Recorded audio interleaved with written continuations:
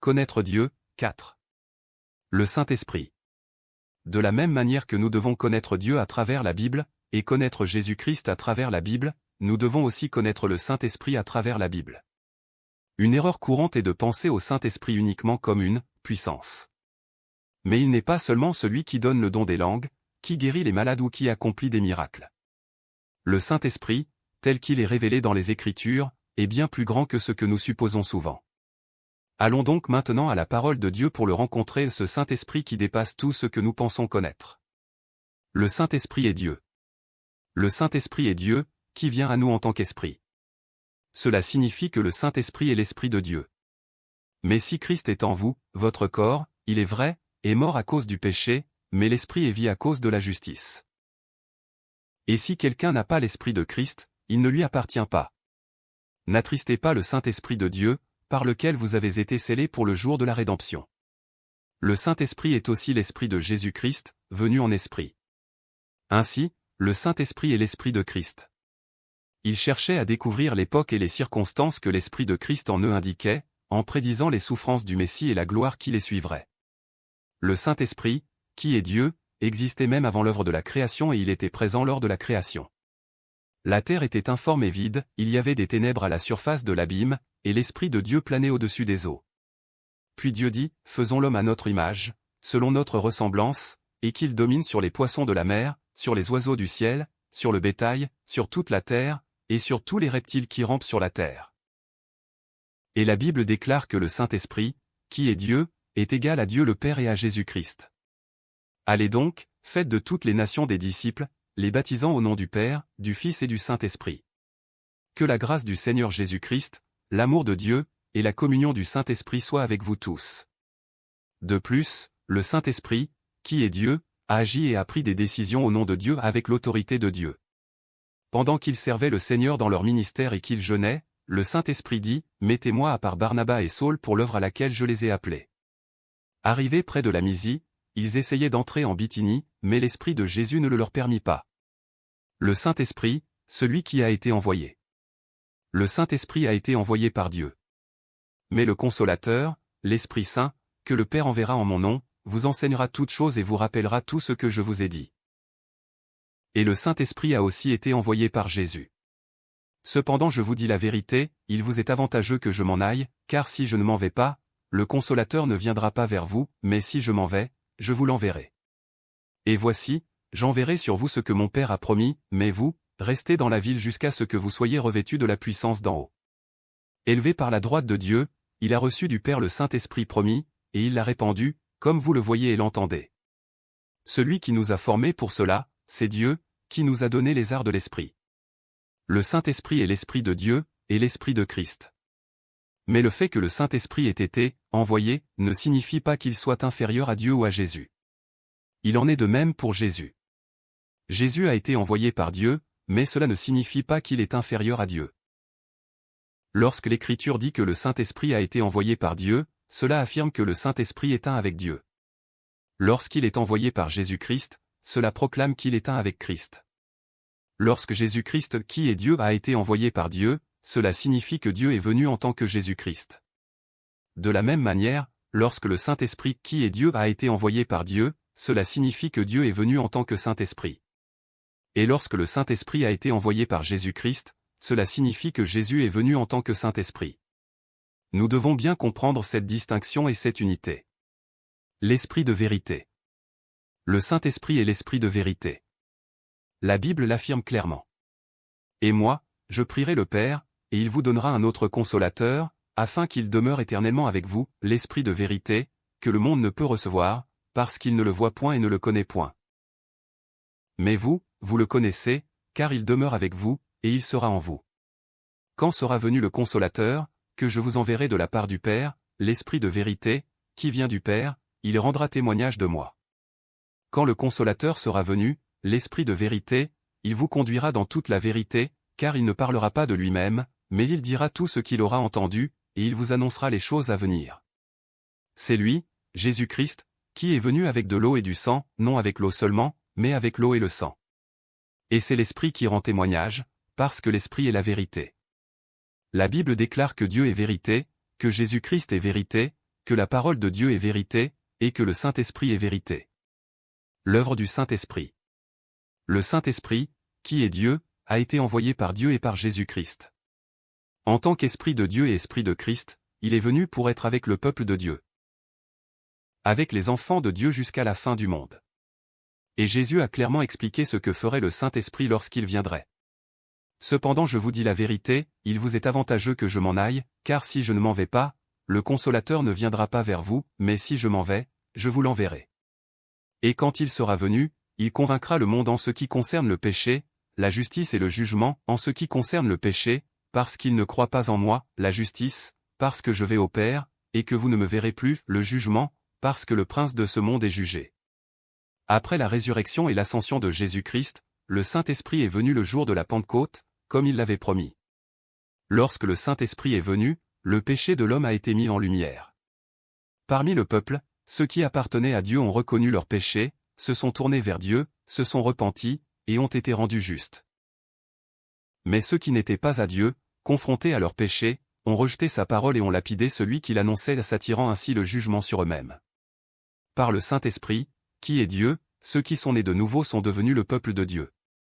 Ils ont cru en Dieu, ont renoncé à ce qu'ils considéraient autrefois comme précieux, et ont commencé à vivre comme des pèlerins dans ce monde. Vivre en pèlerin, c'est se détourner de l'amour pour l'Égypte, de l'amour pour le monde et pour soi-même et marcher vers l'amour de Dieu, qui conduit à l'amour pour les autres. Le baptême du Saint-Esprit. Beaucoup de gens pensent que recevoir le Saint-Esprit exige beaucoup de prières. Certains croient que, si l'on ne passe pas des nuits entières à prier, à crier jusqu'à l'épuisement, on ne recevra pas l'Esprit. Et oui, il est vrai que l'on dit souvent qu'on a reçu l'Esprit, lorsqu'on commence à parler en langue, à faire des miracles ou à chasser des démons. Cela peut être une manière dont l'Esprit se manifeste. Mais il y a deux vérités importantes que nous devons garder à l'esprit à propos du Saint-Esprit. Premièrement, si ces signes viennent réellement du Saint-Esprit, alors ce ne sont qu'une petite partie de ce qu'il peut faire. Deuxièmement, même des expériences miraculeuses et visibles comme celles-là peuvent être imitées par des personnes qui ne sont pas de l'Esprit. Les magiciens d'Égypte ont aussi accompli des signes et des prodiges. Simon le magicien émerveillait les gens par sa magie. Une jeune fille possédée par un esprit pouvait prédire l'avenir et procurer un grand profit à ses maîtres. C'est pourquoi nous devons croire au Saint-Esprit tel qu'il est révélé dans la Bible. Concernant la venue du Saint-Esprit, Jésus n'a pas dit « priez pour qu'il vienne ». Il a dit « attendez la promesse ». Et comme Jésus l'avait annoncé, le jour de la Pentecôte déjà annoncé dans l'Ancien Testament, le Saint-Esprit est venu. Et voici, j'enverrai sur vous ce que mon Père a promis, mais vous, restez dans la ville jusqu'à ce que vous soyez revêtus de la puissance d'en haut. Comme il se trouvait avec eux, il leur recommanda de ne pas s'éloigner de Jérusalem, mais d'attendre ce que le Père avait promis, ce que je vous ai annoncé, leur dit-il, car Jean a baptisé d'eau, mais vous, dans peu de jours, vous serez baptisés du Saint-Esprit. Mais vous recevrez une puissance, le Saint-Esprit survenant sur vous, et vous serez mes témoins à Jérusalem, dans toute la Judée, dans la Samarie, et jusqu'aux extrémités de la terre. Le jour de la Pentecôte, ils étaient tous ensemble dans le même lieu. Tout à coup, il vint du ciel un bruit comme celui d'un vent violent, qui remplit toute la maison où ils étaient assis. Des langues, semblables à des langues de feu, leur apparurent, séparées les unes des autres, et se posèrent sur chacun d'eux. Ils furent tous remplis du Saint-Esprit, et se mirent à parler en d'autres langues, selon que l'Esprit leur donnait de s'exprimer. La venue du Saint-Esprit se fait par la foi. Voici seulement ce que je veux apprendre de vous, est-ce par les œuvres de la loi que vous avez reçu l'Esprit, ou par la prédication de la foi? Êtes-vous dépourvus de sens? Après avoir commencé par l'Esprit, voulez-vous maintenant finir par la chair? Avez-vous tant souffert en vain, si toutefois c'est en vain? Celui qui vous accorde l'Esprit et qui opère des miracles parmi vous, le fait-il par les œuvres de la loi, ou par la prédication de la foi? Comme Abraham crut à Dieu, et que cela lui fut imputé à justice. Nous devons nous rappeler ceci, le baptême du Saint-Esprit se fait au nom de Jésus-Christ, par le Saint-Esprit. Je ne le connaissais pas, mais celui qui m'a envoyé baptiser d'eau m'a dit, celui sur qui tu verras l'Esprit descendre et s'arrêter, c'est celui qui baptise du Saint-Esprit. Pierre leur dit, repentez-vous, et que chacun de vous soit baptisé au nom de Jésus-Christ, pour le pardon de vos péchés, et vous recevrez le don du Saint-Esprit. Le baptême du Saint-Esprit, c'est tout simplement la venue du Saint-Esprit lui-même. Car dans le baptême du Saint-Esprit, c'est le Saint-Esprit qui agit, c'est lui qui est à l'œuvre. Nous recevons par la foi. Par ce baptême, nous devenons enfants de Dieu et dès lors, le Saint-Esprit ne nous quitte plus jamais. La présence du Saint-Esprit en nous. Le Saint-Esprit, qui vient au nom de Jésus-Christ, est toujours avec les enfants de Dieu. C'est uniquement parce que le Saint-Esprit habite en nous que nous pouvons confesser Jésus comme Seigneur, et vivre comme des personnes qui lui appartiennent comme des chrétiens. Dieu a envoyé le Saint-Esprit pour nous aider. Jésus est venu être avec nous en envoyant l'Esprit. Ainsi, pour ceux qui ont déjà reçu le baptême du Saint-Esprit, il n'est peut-être pas juste de dire que nous devons le recevoir à nouveau par la prière. Il serait plus juste de dire que nous croyons en l'Esprit déjà envoyé par le Père et promis par Jésus, ou que nous marchons avec l'Esprit. Si tu as reçu la grâce de la rédemption par Jésus-Christ, et que tu es un enfant de Dieu, alors le Saint-Esprit est déjà avec toi. Peu importe tes qualifications ou ta condition actuelle, le Saint-Esprit habite en toi. Et moi, je prierai le Père, et il vous donnera un autre consolateur, afin qu'il demeure éternellement avec vous. Le Saint-Esprit vient habiter en nous, pour témoigner que nous sommes enfants de Dieu, et pour nous aider dans notre faiblesse. Ne savez-vous pas que vous êtes le temple de Dieu, et que l'Esprit de Dieu habite en vous? Ne savez-vous pas que votre corps est le temple du Saint-Esprit qui est en vous, que vous avez reçu de Dieu, et que vous ne vous appartenez point à vous-même? Pensez-vous que l'Écriture parle en vain? C'est avec jalousie que Dieu chérit l'Esprit qu'il a fait habiter en nous. L'Esprit lui-même rend témoignage à notre esprit que nous sommes enfants de Dieu. De même aussi l'Esprit nous aide dans notre faiblesse, car nous ne savons pas ce qu'il nous convient de demander dans nos prières. Mais l'Esprit lui-même intercède par des soupirs inexprimables, et celui qui sonde les cœurs connaît la pensée de l'Esprit, parce que c'est selon Dieu qu'il intercède en faveur des saints. L'Écriture nous dit même que nul ne peut dire « Jésus est Seigneur » si ce n'est par le Saint-Esprit. C'est pourquoi je vous déclare que nul, s'il parle par l'Esprit de Dieu, ne dit « Jésus est anathème » et que nul ne peut dire « Jésus est le Seigneur » si ce n'est par le Saint-Esprit. Ainsi, même avant que nous croyions en Jésus, le Saint-Esprit était déjà avec le peuple de Dieu préparant nos cœurs pour qu'au moment fixé par Dieu, et par sa grâce, nous puissions confesser Jésus-Christ comme Seigneur. Et enfin, l'Esprit nous conduit dans le royaume de Dieu. Il a été donné comme un gage de notre héritage, pour la rédemption de ceux que Dieu s'est acquis, à la louange de sa gloire. Il nous a aussi marqués d'un sceau et a mis dans nos cœurs les arts de l'Esprit. Et celui qui nous a formés pour cela, c'est Dieu, qui nous a donné les arts de l'Esprit. C'est pourquoi nous sommes toujours pleins de confiance. Par le Saint-Esprit, nous savons que Christ habite en nous, et que nous vivons en Dieu, et que Dieu vit en nous. La plénitude de l'Esprit. Même si l'Écriture nous enseigne que le Saint-Esprit habite en nous et demeure avec nous jusqu'à la fin du monde, elle nous appelle aussi à rechercher la plénitude de l'Esprit. Oui, le Saint-Esprit est avec tout le peuple de Dieu. Et oui, il nous conduira jusqu'au bout. Mais l'habitation personnelle de l'Esprit et la plénitude de l'Esprit ne sont pas la même chose. C'est pourquoi nous ne devons pas demander à l'Esprit de « venir », à nouveau il est déjà là. Mais nous devons rechercher la plénitude de l'Esprit qui habite déjà en nous. Ne vous enivrez pas de vin, c'est de la débauche. Soyez, au contraire, remplis de l'Esprit. Demandez, et l'on vous donnera, cherchez, et vous trouverez, frappez, et l'on vous ouvrira. Car quiconque demande reçoit, celui qui cherche trouve, et l'on ouvre à celui qui frappe. Lequel de vous donnera une pierre à son fils, s'il lui demande du pain? Ou, s'il demande un poisson, lui donnera-t-il un serpent? Si donc, méchants comme vous l'êtes, vous savez donner de bonnes choses à vos enfants, à combien plus forte raison votre Père qui est dans les cieux donnera-t-il de bonnes choses? À combien plus forte raison le Père Céleste donnera-t-il le Saint-Esprit à ceux qui le lui demandent? Alors nous devons demander. Nous devons chercher avec sincérité et ardeur. Non pas pour utiliser l'Esprit à notre propre gloire ou pour démontrer une puissance, mais pour qu'à travers la plénitude du Saint-Esprit et le Dieu Saint qui habite en nous, nous puissions vivre comme son peuple, ses enfants, ses serviteurs, selon sa volonté et sa parole. Si le baptême du Saint-Esprit est un acte unique, souverain de Dieu où l'Esprit entre en nous, alors la plénitude de l'Esprit est quelque chose que nous devons rechercher continuellement et à plusieurs reprises. Quand ils eurent prié, le lieu où ils étaient assemblés trembla, ils furent tous remplis du Saint-Esprit, et ils annonçaient la parole de Dieu avec assurance. La multitude de ceux qui avaient cru n'était qu'un cœur et qu'une âme. Nul ne disait que ses biens lui appartinssent en propre, mais tout était commun entre eux. Le fruit d'une vie remplie du Saint-Esprit. L'Écriture déclare que la vie d'un chrétien doit être différente de celle qu'il menait auparavant. En effet, si nous vivons pour le Seigneur, et si nous mourons pour le Seigneur. Soit donc que nous vivions, soit que nous mourions, nous sommes au Seigneur. Si quelqu'un est en Christ, il est une nouvelle créature. Les choses anciennes sont passées, voici, toutes choses sont devenues nouvelles. J'ai été crucifié avec Christ, et si je vis, ce n'est plus moi qui vis, c'est Christ qui vit en moi. Et si je vis maintenant dans la chair, je vis dans la foi au Fils de Dieu, qui m'a aimé et qui s'est livré lui-même pour moi. Revêtez-vous de l'homme nouveau, qui se renouvelle, dans la connaissance, selon l'image de celui qui l'a créé. Oui, la vie d'un chrétien rempli du Saint-Esprit doit être différente de celle de ceux qui appartiennent au monde. Non pas par notre propre force ou capacité, mais par l'Esprit de Dieu qui agit en nous. Lorsque nous sommes remplis du Saint-Esprit, ce n'est plus nous qui vivons, mais c'est l'Esprit de Dieu qui nous guide et nous gouverne. Bien que nous soyons encore pécheurs, par l'aide et la présence de l'Esprit, nous devenons des personnes capables de vaincre le péché. Car le péché n'aura point de pouvoir sur vous, puisque vous êtes, non sous la loi, mais sous la grâce.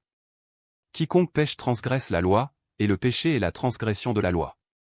Or, vous le savez, Jésus est apparu pour ôter les péchés, et il n'y a point de péché en lui. Quiconque demeure en lui ne pêche point, quiconque pêche ne l'a pas vu et ne l'a pas connu. Ainsi, le chrétien rempli du Saint-Esprit porte le fruit de l'Esprit. Mais le fruit de l'Esprit, c'est l'amour, la joie, la paix, la patience, la bonté, la bienveillance, la fidélité, la douceur, la maîtrise de soi. Contre de telles choses, il n'y a pas de loi. Et tous les fruits de l'Esprit s'accomplissent dans l'amour. Maintenant donc ces trois choses demeurent, la foi, l'espérance, l'amour, mais la plus grande de ces choses, c'est l'amour. Maître, quel est le plus grand commandement de la loi? Jésus lui répondit, tu aimeras le Seigneur, ton Dieu, de tout ton cœur, de toute ton âme et de toute ta pensée. C'est le premier et le plus grand commandement. Et voici le second, qui lui est semblable, tu aimeras ton prochain comme toi-même. De ces deux commandements dépendent toute la loi et les prophètes. Ne devez rien à personne, si ce n'est de vous aimer les uns les autres, car celui qui aime les autres a accompli la loi. En effet, les commandements, tu ne commettras point d'adultère, tu ne tueras point, tu ne déroberas point, tu ne convoiteras point, et ce qu'il peut encore y avoir, se résume dans cette parole, tu aimeras ton prochain comme toi-même. L'amour ne fait point de mal au prochain, l'amour est donc l'accomplissement de la loi. Car toute la loi est accomplie dans une seule parole, tu aimeras ton prochain comme toi-même.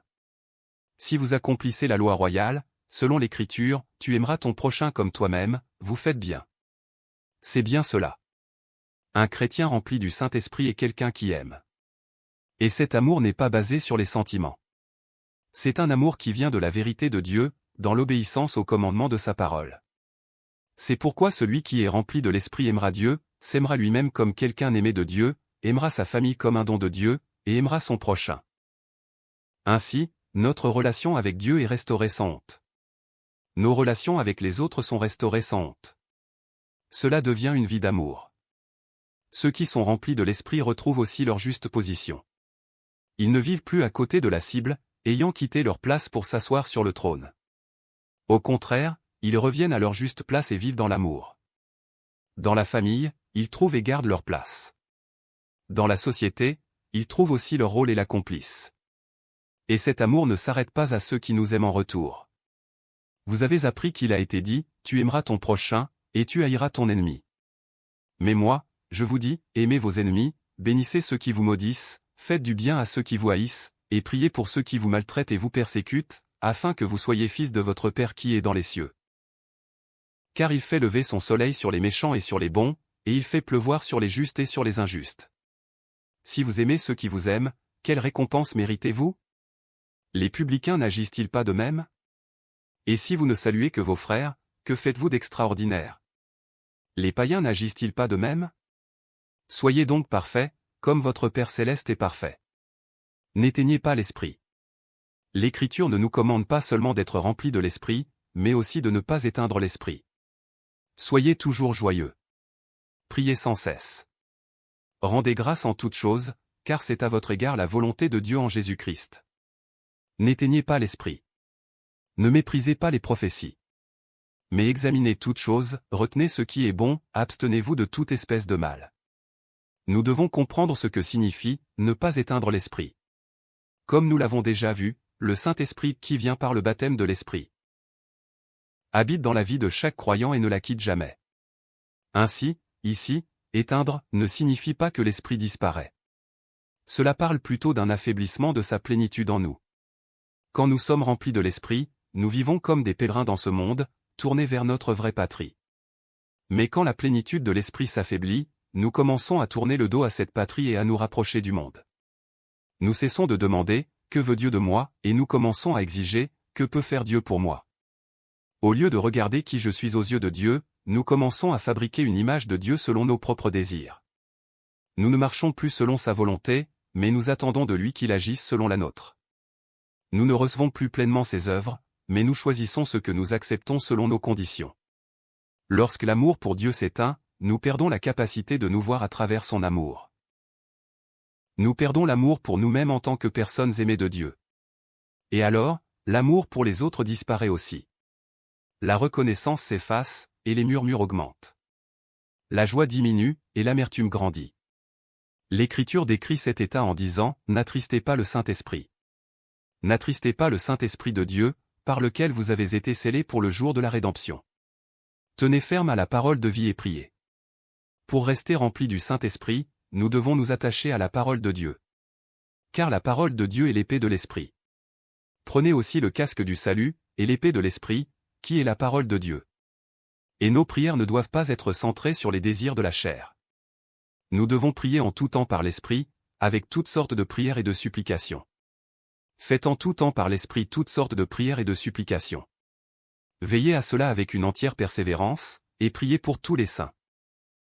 Ceux qui renoncent à eux-mêmes chaque jour, qui tiennent fermement à la parole du Seigneur et prient, pourront marcher dans ce pèlerinage ici-bas avec contentement par celui qui leur donne la force. C'est, en effet, une grande source de gain que la piété avec le contentement, car nous n'avons rien apporté dans le monde, et il est évident que nous n'en pouvons rien emporter, si donc nous avons la nourriture et le vêtement, cela nous suffira. Mais ceux qui veulent s'enrichir tombent dans la tentation, dans le piège, et dans beaucoup de désirs insensés et pernicieux qui plongent les hommes dans la ruine et la perdition. Car l'amour de l'argent est une racine de tous les maux, et quelques-uns, en le convoitant, se sont égarés loin de la foi, et se sont jetés eux-mêmes dans bien des tourments. Ce n'est pas en vue de mes besoins que je dis cela, car j'ai appris à être content dans l'état où je me trouve. Je sais vivre dans l'humiliation, et je sais vivre dans l'abondance. En tout et partout, j'ai appris à être rassasié et à avoir faim, à être dans l'abondance et à être dans la disette. Je puis tout par celui qui me fortifie. Alors, n'attristons pas le Saint-Esprit qui habite en nous et ne nous quittera jamais. N'éteignons pas l'Esprit. Mais chaque jour, à chaque instant, recherchons la plénitude de l'Esprit, et vivons dans la présence du royaume de Dieu dès maintenant, au milieu de notre marche de pèlerin.